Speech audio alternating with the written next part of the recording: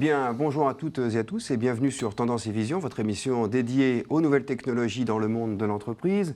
Aujourd'hui, nous allons parler de celles qui sont souvent considérées comme les grandes oubliées de l'IT. J'ai nommé les petites et moyennes entreprises et nous allons voir avec nos deux invités que ce n'est pas le cas et qu'il existe pour elles des solutions taillées sur mesure. Alors, Pascal Bonneau, bonjour.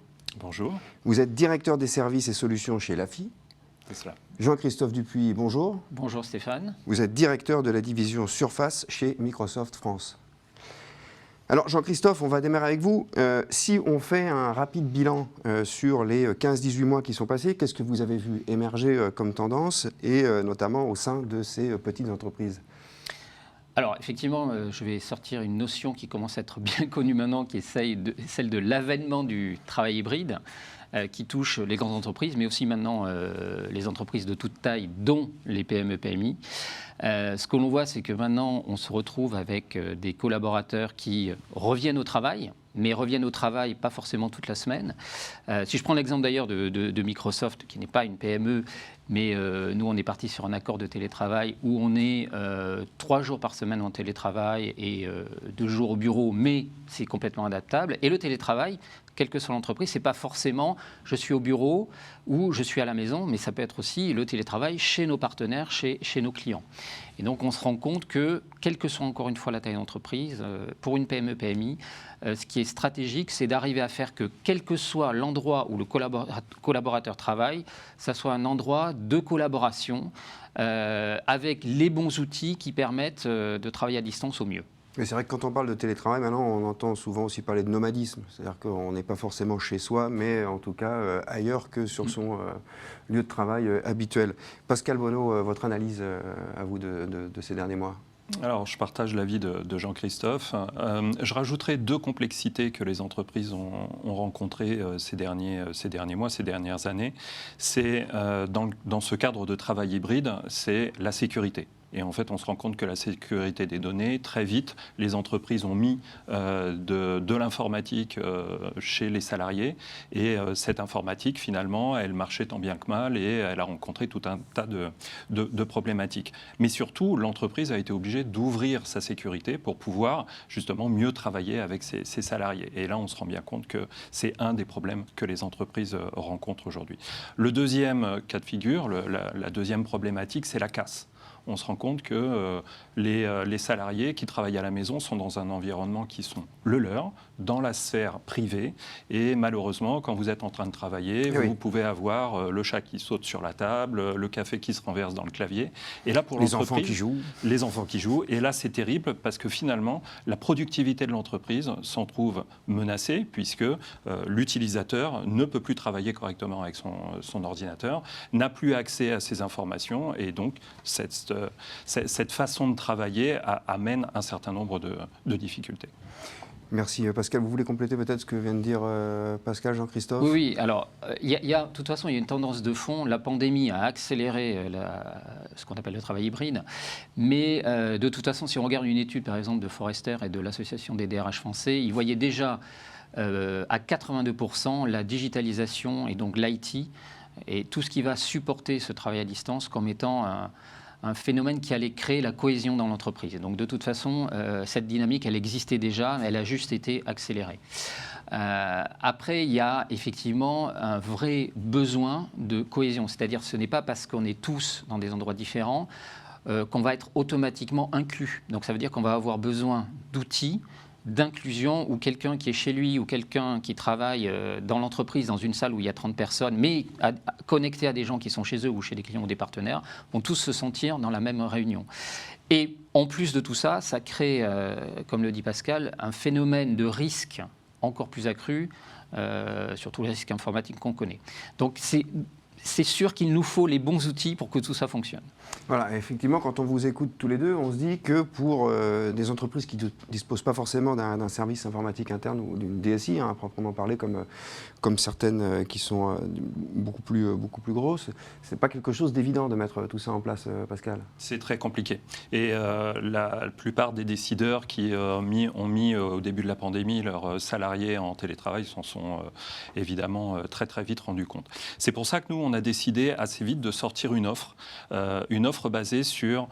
modulaire basée sur un ensemble de matériel, du logiciel et des services, de telle façon à pouvoir répondre à cette problématique qui est comment moi, chef d'entreprise, chef de PME, d'une PME de taille réduite, comment je peux me concentrer sur mon business tout en étant sûr que les services apportés à mes utilisateurs sont des services performants qui vont me permettre justement de pouvoir continuer à avoir la productivité que j'attends de mes utilisateurs, comme si finalement ils étaient au travail. Des services que je prends, que je branche, qui ne nécessitent pas des installations Exactement. compliquées. Et dans cette offre, on se retrouve avec une surface que Microsoft nous apporte, avec de l'innovation, de la performance.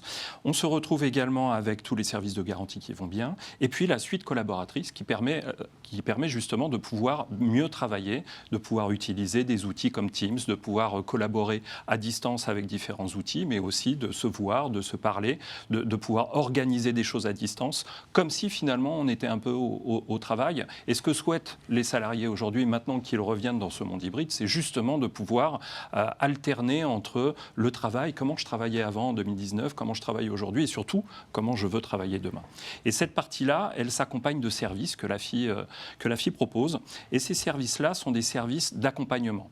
Et donc, dans cette offre modulaire, l'entreprise choisit le type qu'elle veut avoir. Soit ça peut être uniquement un remplacement de son matériel. Tiens, les enfants, le chat, tout le monde a renversé mon café ce matin. Eh bien, j'ai besoin très rapidement d'avoir un remplacement de mon ordinateur. Je ne veux pas savoir si celui-ci va être réparé, ça ne m'intéresse pas. Ce que j'ai besoin, c'est d'en avoir un nouveau et de retrouver toutes mes données, de retrouver toute ma façon de travailler avec mes collègues et avec mes clients.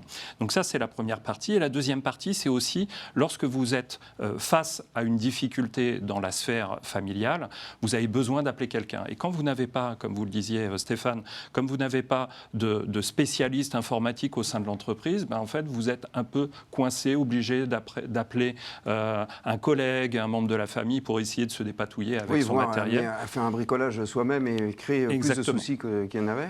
Alors que nous, on propose justement une hotline qui permet réellement de pouvoir, lorsqu'on a un problème, voir de fonctionnement, mais aussi d'usage, tout simplement. Tiens, j'ai besoin de faire un tableau croisé dynamique sous Excel, je ne me souviens plus comment on doit le faire. Ce type d'exemple sert aussi à pouvoir travailler dans de meilleures conditions, par exemple. Voilà, en tout cas, on se retire une grosse charge mentale quand on est dirigeant, en déportant toute cette gestion, toute cette logistique, dont le salarié n'a pas à se préoccuper non plus. Jean-Christophe, peut-être pour compléter ce que vient de dire Pascal sur l'offre. Ce qui est important dans ce que dit Pascal, dans l'offre qui est proposée pour les PME-PMI, c'est que c'est une offre qui permet d'avoir un environnement de travail moderne, tel qu'on l'entend, c'est-à-dire une parfaite intégration verticale entre le logiciel et le matériel. Donc dans ce cas-là, bien sûr, Microsoft 365, dont Office 365 et la gamme Surface.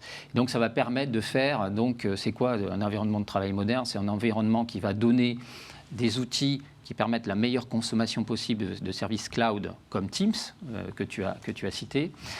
C'est un environnement qui va permettre de faire du déploiement. Alors, on est en PME-PMI, donc on appelle nous zéro touch, sans intervention de l'IT via Autopilot, mais je ne vais pas rentrer là-dedans. Il y a Azure derrière, mais en tout cas, ça permet d'envoyer directement une machine à un collaborateur chez lui et il peut commencer à travailler tout de suite. Toutes les couches de sécurité, en plus de celles de Windows, en plus de celles du cloud, mais qui sont inhérentes à la gamme Surface, et de faire aussi ce qu'on appelle de l'administration moderne de ces appareils, grâce toujours à Microsoft 365 et Azure. Autopilot, c'est tout ce qui permet la configuration à distance, l'onboarding du collaborateur, son enregistrement, pour faciliter Absolument. Toutes ces tâches qui sont souvent un petit peu fastidieuses et puis réparties sur plusieurs intervenants, et qui peuvent parfois ralentir le process au point que l'ordinateur n'arrive jamais. Pascal Bonneau, on arrive à la fin de cette émission. Je vous offre le mot de la fin. Alors, concentrez-vous sur votre business, faites en sorte de vraiment faire en sorte de développer ce business et laisser les tâches IT à la FI et à Microsoft. Bien, voilà, donc si on avait encore le doute avant cette émission, le doute est levé, les petites et moyennes entreprises ont bien une offre, en tout cas, à disposition pour gérer leur informatique et pour réussir à se concentrer, elles aussi, sur des enjeux importants qui sont les enjeux de responsabilité sociétale et environnementale et de préparation de l'avenir. Voilà. Nous vous remercions de nous avoir suivis. On vous remercie tous les deux, Jean-Christophe et Pascal, et on vous souhaite une excellente journée. Christophe.